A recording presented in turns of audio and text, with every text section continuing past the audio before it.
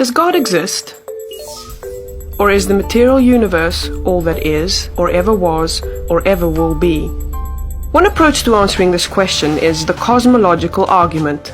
It goes like this: whatever begins to exist has a cause.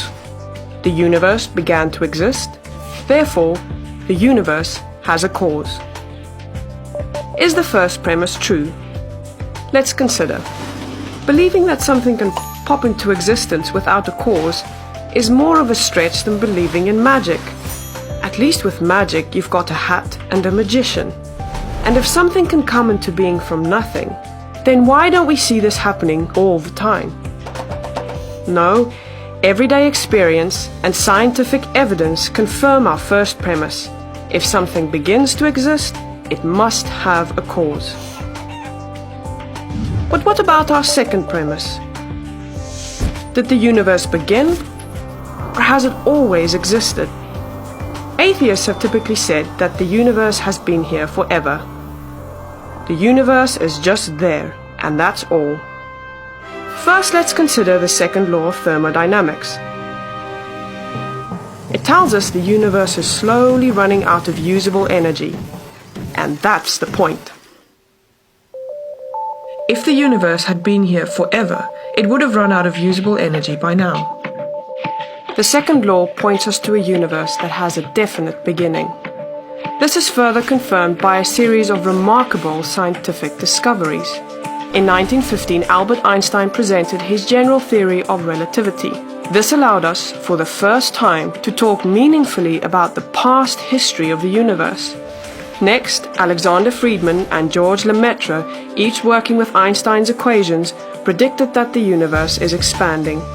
Then in 1929, Edwin Hubble measured the red shift in light from distant galaxies. This empirical evidence confirmed not only that the universe is expanding, but that it sprang into being from a single point in the finite past. It was a monumental discovery, almost beyond comprehension. However, not everyone is fond of a finite universe, so it wasn't long before alternative models popped into existence. But one by one, these models failed to stand the test of time.